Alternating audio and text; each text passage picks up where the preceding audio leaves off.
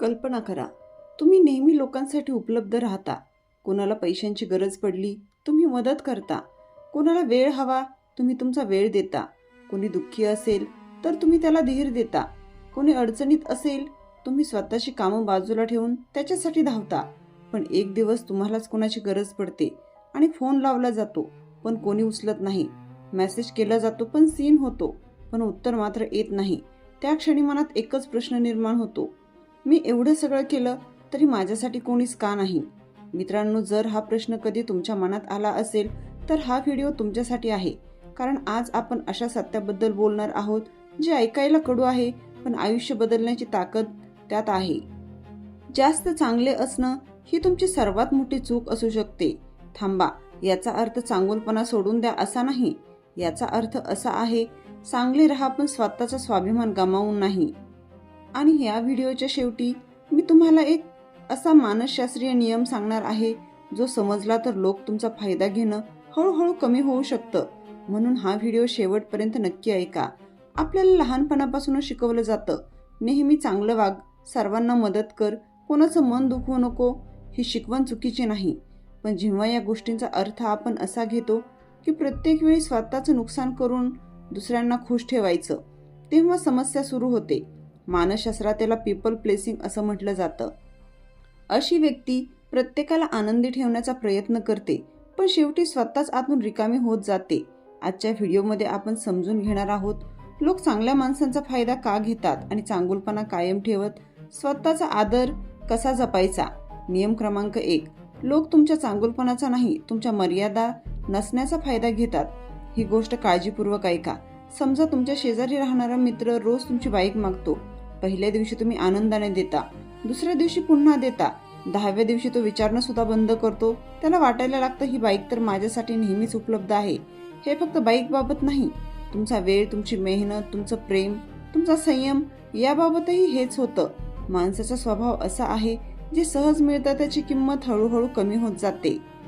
एका संशोधनातून असे दिसून आले की जे लोक प्रत्येक विनंतीला लगेच हो म्हणतात, त्यांना काही जण मदतनीस म्हणून पाहतात, पण सर्वच जण त्यांचा आदर करतात असे नाही.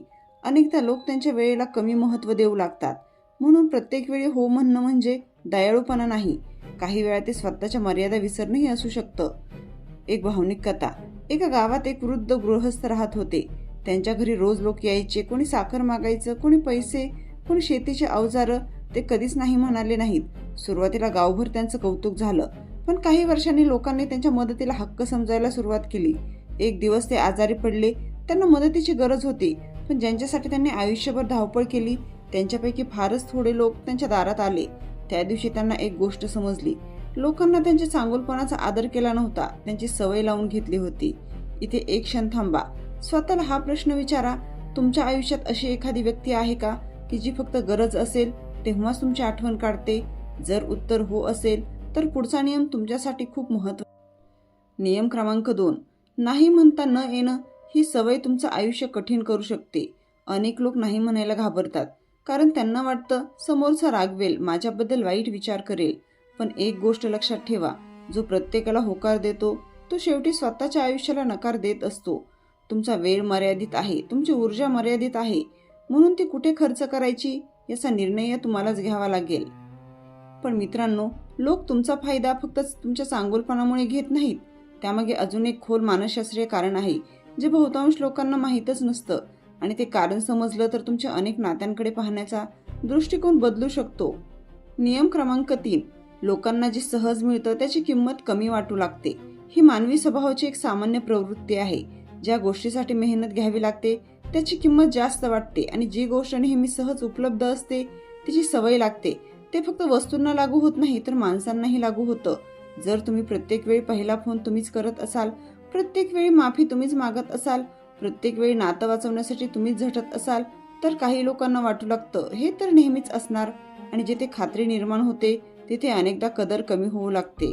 एका कॉलेजमध्ये 2 मित्र होते, अमोल आणि संकेत. अमोल नेहमी संकेतचे असाइनमेंट पूर्ण करायचा, नोट्स द्यायचा, प्रोजेक्टमध्ये मदत करायचा. परीक्षेच्या आधी स्वतःचा अभ्यास सोडून संकेतला शिकवायचा. असं 4 वर्ष चाललं. कॉलेज संपलं. एक दिवस अमोलला नोकरीसाठी एका शिफारशीची गरज पडली. त्याने संकेतला फोन केला. संकेत म्हणाला, यार आता वेळ नाही, नंतर बोलू. तो नंतर कधीच आला नाही. त्या दिवशी अमोलला एक गोष्ट समजली. मदत करणं चुकीचं नव्हतं, पण स्वतःची किंमत विसरणं चुकीचं होतं. मानसशास्त्रात निरोगी नात्यांमध्ये दोन्ही बाजूंनी वेळ, आदर आणि साथ असते. जर सतत एकाच व्यक्तीकडून देणं सुरू असेल आणि दुसरी बाजू फक्त घेत असेल तर ते नातं हळूहळू असंतुलित होतं. म्हणून स्वतःला हा प्रश्न विचारा, मी फक्त देतच राहिलो आहे का, की या नात्यात दोन्ही बाजूंनी प्रयत्न होत आहेत? नियम क्रमांक 4, आदर मिळवायचा असेल तर स्वतःचा आदर करा. हे वाक्य साधं आहे, पण त्याचा अर्थ खूप खोल आहे. ज्या दिवशी तुम्ही स्वतःला वेळ महत्त्वाचा मानायला लागता, त्या दिवशी तुमच्या भावनांना तुम्हीच किंमत देता. त्या दिवसापासून इतर लोकही तुमच्याकडे वेगळ्या नजरेने पाहू लागतात. याचा अर्थ उद्धट होणं नाही, याचा अर्थ स्वतःच्या मर्यादा स्पष्ट करणं. उदाहरणार्थ, कोणी वारंवार तुमचा वेळ वाया घालवत असेल तर नम्रपणे सांगणं, आता मला हे शक्य नाही. हे चुकीचं नाही, हे स्वाभिमान आहे. एका प्रसिद्ध शिल्पकाराला विचारलं, तुम्ही इतकी सुंदर मूर्ती कशी बनवता? तो हसला आणि म्हणाला, मूर्ती मी तयार करत नाही, दगडात आधीपासूनच ती असते. मी फक्त अनावश्यक भाग काढून टाकतो. मित्रांनो, आपलं व्यक्तिमत्वही असंच असतं. लोकांना खुश करण्यासाठी आपण घातलेले खोटे मुखवटे, प्रत्येक वेळी स्वतःला विसरण्याची सवय आणि प्रत्येक गोष्ट सहन करण्याची वृत्ती हे अनावश्यक भाग आहेत. ते दूर केले की तुमचं खरं व्यक्तिमत्व दिसायला लागतं. एक महत्त्वाचा विचार लक्षात ठेवा, लोकांनी तुमच्यावर प्रेम करावं ही इच्छा स्वाभाविक आहे, पण त्या प्रेमासाठी स्वतःला गमावणं ही खूप मोठी किंमत आहे.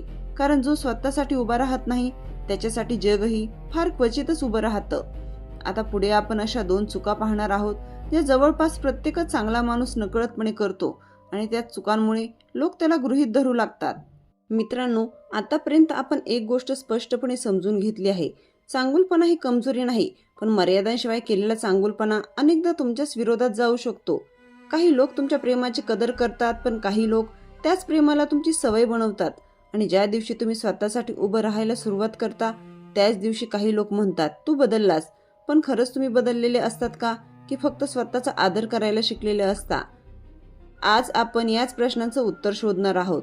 नियम क्रमांक 5, भावनिक ब्लॅकमेल ओळखा. जगात प्रत्येक व्यक्ती स्पष्टपणे वाईट वागत नाही. काही लोक शब्दांनी दुखवत नाहीत, पण अपराधी वाटायला लावतात. ते म्हणतात, तुझ्याकडे माझ्यासाठी वेळच नाही, मी तुझ्यासाठी एवढं केलं, तू आधीसारखा राहिला नाहीस. हे वाक्य प्रत्येक वेळी चुकीचं असतंच असं नाही, पण जर ही वाक्य सतत तुम्हाला अपराधी वाटावी म्हणून वापरली जात असतील तर थांबून विचार करण्याची वेळ आली आहे. कल्पना करा, रविवारचा दिवस आहे. पूर्ण आठवडा काम करून तुम्ही थकलेले आहात. तुम्ही ठरवलं आजचा दिवस फक्त स्वतःसाठी. पुस्तक वाचायचं, आईवडिलांसोबत वेळ घालायचा, थोडी विश्रांती घ्यायची. तेवढ्यात एका मित्राचा फोन येतो. त्याचं काम तातडीचं नसतं, पण तो म्हणतो, खरा मित्र असशील तर आत्ताच ये. आता विचार करा, तुम्ही मदत न केल्यामुळे वाईट आहात की तुमच्या विश्रांतीलाही किंमत आहे? प्रत्येक वेळी स्वतःला विसरणं हे मैत्रीचं लक्षण नाही. हेल्दी रिलेशनशिप म्हणजे दोन्ही व्यक्ती एकमेकांच्या मर्यादा समजून घेतात. जर एखाद्या नात्यात फक्त एकच व्यक्ती सतत त्याग करत असेल तर ते संतुलित नातं राहत नाही. क्रमांक 6, नाही म्हणणं म्हणजे उद्धटपणा नाही. लहानपणापासून आपल्याला शिकवलं जातं, मोठ्यांना नाही म्हणायचं नाही, कोणाला नाराज करायचं नाही. ही मूल्य महत्त्वाची आहेत, पण याचा अर्थ असा नाही की प्रत्येक वेळी स्वतःचं नुकसान करून दुसऱ्यांना आनंदी ठेवायचं. एक वाक्य लक्षात ठेवा, नाही हे पूर्ण वाक्य आहे. प्रत्येक वेळी स्पष्टीकरण देणं आवश्यक नसतं. एक मुलगी होती, ती ऑफिसमध्ये प्रत्येकाचं काम करायची. कोणी सुट्टीवर असेल तर त्याचं कामही तीच करायची. सर्वजण म्हणायचे, तू खूप चांगली आहेस. पण वार्षिक मूल्यमापन झालं तेव्हा तिच्या मेहनतीचं श्रेय दुसऱ्याला मिळालं. ती खूप दुःखी झाली. तिच्या वरिष्ठांनी तिला एकच प्रश्न विचारला, तू इतक्या वेळ अतिरिक्त काम केलंस, पण कधी स्वतःसाठी उभी राहिलीस का? त्या प्रश्नाने तिचं आयुष्य बदललं. पुढच्या वर्षी तिने प्रत्येक काम स्वीकारण्याऐवजी महत्त्वाच्या कामावर लक्ष केंद्रित केलं. तिच्या कामाची गुणवत्ता वाढली आणि यावेळी तिलाच बढती मिळाली. नियम क्रमांक 7, स्वतःला प्राधान्य देणं स्वार्थीपणा नाही. विमानात प्रवास करताना एक सूचना नेहमी दिली जाते, ऑक्सिजन मास्क आधी स्वतःला लावा, मग इतरांना मदत करा. का? कारण तुम्हीच सुरक्षित नसाल तर दुसऱ्यांना मदत कशी करणार? आयुष्यातही हेच लागू होतं. स्वतःचं मानसिक आरोग्य, स्वतःचा वेळ, स्वतःची स्वप्न यांना प्राधान्य देणं चुकीचं नाही, कारण रिकामा माणूस दुसऱ्यांना काहीही देऊ शकत नाही. कधी कधी लोक तुमच्यापासून दूर जात नाहीत, ते फक्त तुमच्या बदललेल्या सीमारेषांमुळे अस्वस्थ होतात. कारण पूर्वी त्यांना तुमच्याकडून सर्व काही सहज मिळायचं, आता त्यांना तुमचाही आदर करावा लागतो. आणि प्रत्येकाला हा बदल आवडेलच असं नाही, पण जर तुमच्या स्वाभिमानासाठी काही नाती बदलत असतील, तर तो बदल स्वीकारायला हरकत नाही. मित्रांनो, जर तुम्ही या व्हिडिओचा हा टप्पा गाठला असेल तर एक गोष्ट निश्चित आहे, तुम्हाला स्वतःमध्ये बदल घडवण्याची इच्छा आहे आणि आयुष्यातील प्रत्येक मोठा बदल तो एका निर्णयाने सुरू होतो. आजचा तो निर्णय असा असू शकतो, मी चांगला राहीन पण स्वतःला हरवून नाही, कारण चांगुलपणा ही तुमची ओळख असावी, कमजोरी नाही. नियम क्रमांक 8, स्वतःची किंमत इतरांच्या मतावर ठरवू नका. जगात प्रत्येक व्यक्तीचं मत वेगळं असणार. काही लोक तुमचं कौतुक करतील, काही टीका करतील आणि तुम्ही काहीही केलं तरी समाधानी होणार नाहीत. जर तुम्ही प्रत्येकाचं मत मनावर घेत बसलात तर स्वतःसाठी जगायला वेळच उरणार नाही. एक छोटा प्रश्न स्वतःला विचारा, मी माझ्या मूल्यानुसार जगतोय का की लोकांच्या अपेक्षानुसार? तुमच्या आयुष्याची दिशा बदलू शकते. एक प्रेरणादायी कथा. एका चित्रकाराने त्याचं चित्र बाजारात ठेवलं. त्याने खाली लिहिलं, जिथे चूक वाटेल तिथे खून करा. संध्याकाळी तो परत आला. संपूर्ण चित्र खुनांनी भरलं होतं. दुसऱ्या दिवशी त्याने तेच चित्र पुन्हा ठेवलं. यावेळी खाली लिहिलं, जिथे चूक वाटेल ती दुरुस्त करून दाखवा. संध्याकाळी तो आला. चित्र जसंच्या तसंच होतं. एकही बदल नव्हता. मित्रांनो, टीका करणं खूप सोपं असतं, पण स्वतः काहीतरी घडवणं खूप कठीण असतं. म्हणून प्रत्येक टीकेला मनावर घेऊ नका. ती तुमची प्रगती थांबवू देऊ नका. नियम क्रमांक 9, तुमचं मौन आणि सातत्य अनेकदा सर्वात प्रभावी उत्तर ठरतं. लोकांना वाटतं मोठ्याने बोलणारा माणूस ताकदवान असतो, पण इतिहासात अनेक वेळा मोठे बदल शांतपणे काम करणाऱ्या लोकांनीच घडवले आहेत. जर कोणी तुम्हाला कमी लेखत असेल तर प्रत्येक वेळी स्वतःला सिद्ध करण्याचा प्रयत्न करू नका. तुमच्या कृती, तुमची शिस्त आणि तुमचं सातत्य यांना बोलू द्या, कारण यश हे वाद जिंकून मिळत नाही, ते रोजच्या छोट्या प्रयत्नांनी मिळतं. नियम क्रमांक 10, चांगले राहा पण शहाणपणाने. हा संपूर्ण व्हिडिओ एकाच वाक्यात सांगायचा झाला तर तो असा असेल, दयाळू राहा पण भोळे बनू नका. लोकांवर विश्वास ठेवा पण डोळे बंद करून नाही. मदत करा पण स्वतःचं नुकसान करून नाही. प्रेम करा पण स्वाभिमान गमावून नाही. माफ करा पण तीच चूक पुन्हा पुन्हा स्वीकारू नका. एक ज्ञानी माणूस नदीकाठी बसला होता. एक विंचू पाण्यात पडला. त्याने विंचूला वाचवण्याचा प्रयत्न केला. विंचूने त्याला डंख मारला. तो पुन्हा प्रयत्न करू लागला. पुन्हा डंख बसला. हे पाहून एका माणसाने विचारलं, तो तुला वारंवार डंख मारतोय तरी तू त्याला का वाचवतोयस? ज्ञानी माणूस हसला आणि म्हणाला, डंख मारणं हा त्याचा स्वभाव आहे, पण मदत करणं हा माझा स्वभाव आहे. फरक एवढाच, आता मी त्याला हाताने नाही तर एका पाण्याच्या साहाय्याने वाचवेल. मित्रांनो, ही कथा आपल्याला एक मोठा धडा शिकवते. स्वभाव बदलू नका, फक्त पद्धत बदला. दयाळूपणा सोडू नका, पण त्यासोबत शहाणपण जोडा. आजपासून कोणाला आनंदी ठेवण्यासाठी स्वतःला दुःखी करू नका.